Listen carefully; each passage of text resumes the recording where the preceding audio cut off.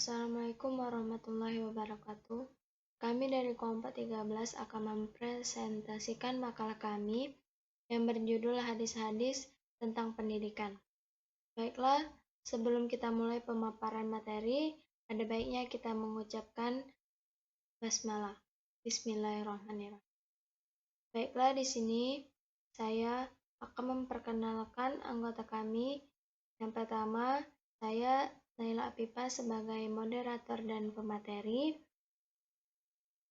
Yang kedua yaitu Khofifah Indarti sebagai pemateri, dan yang ketiga itu Indah Lestari sebagai pemateri. Baiklah, materi pertama akan disampaikan oleh saya sendiri sebagai moderator dan pemateri. Baiklah, materi pertama yaitu fungsi hadis sebagai dasar pendidikan Islam.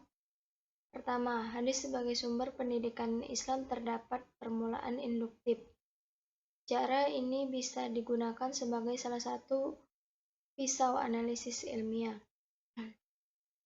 Ia menempatkan teks, dalam hal ini hadis, sebagai data empiris yang dibentang bersama teks-teks lainnya agar berbicara sendiri-sendiri. Penalaran induktif diperlukan terhadap hadis-hadis yang bermuatan konsep atau rumit.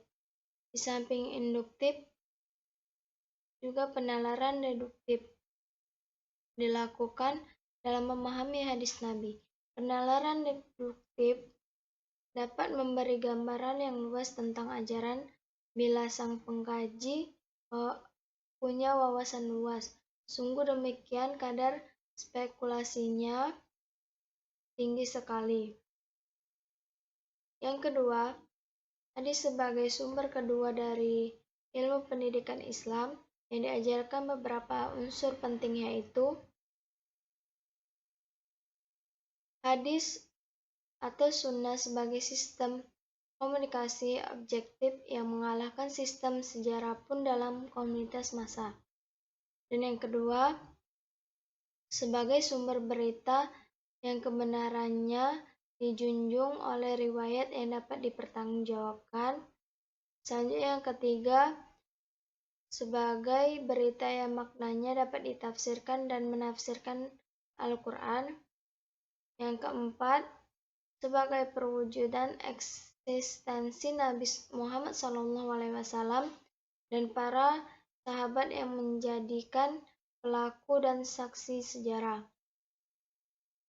Yang kelima, sebagai bentuk kehati-hatian yang luar biasa dalam mencapai berita.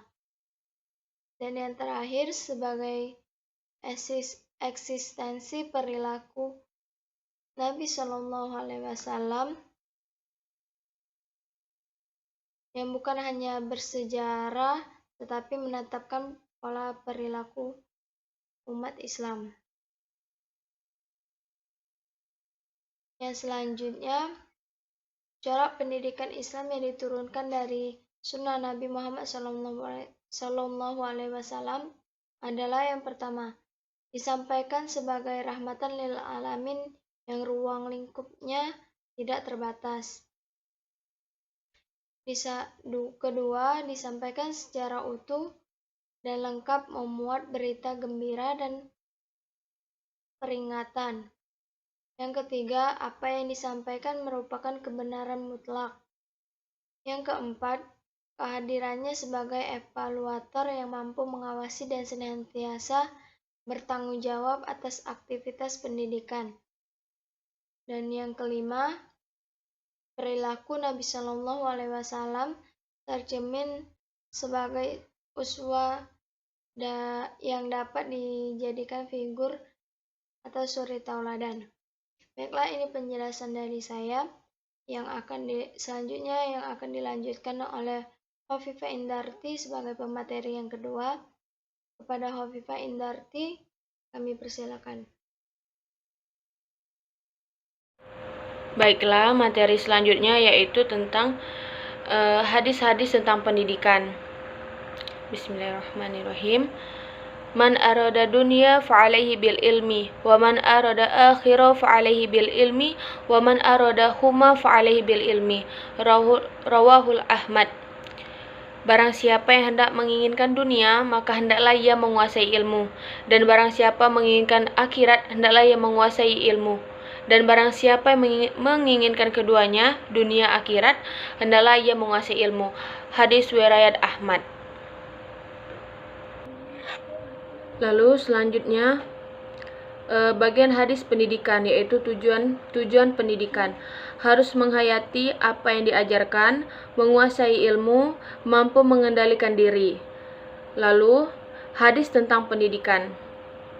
Pentingnya menjadi pendidik, kewajiban orang tua mendidik anak, sikap dan tanggung jawab pendidik, kewajiban mendidik, dan makna penting dan peranan ilmuwan. Baiklah, materi selanjutnya hadis tentang peserta didik. Adapun kewajiban belajar, pentingnya belajar. Ilmuwan sebagai pewaris Nabi. Ilmu lebih penting daripada uang. Perlindungan malaikat untuk pencari ilmu. Ilmu lebih utama daripada ibadah dan lain-lainnya. Dan yang selanjutnya hadis tentang kurikulum. Pengajaran berbasis nilai-nilai agama. Materi ilmu agama dan Al-Quran. Mencintai Nabi, ahli bait Nabi dan Al-Quran. Baiklah, yang selanjutnya hadis tentang pembentukan karakter.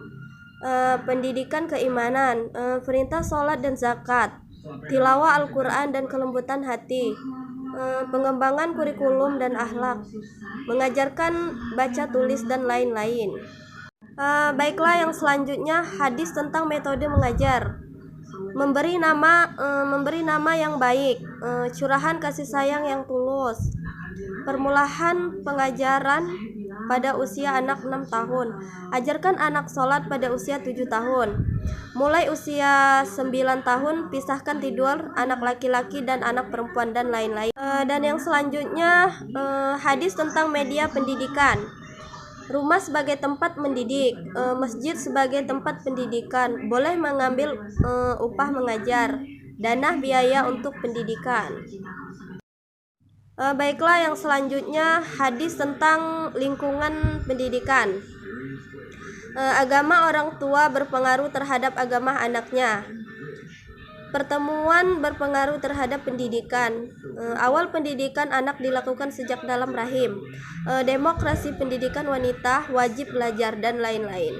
Terima kasih.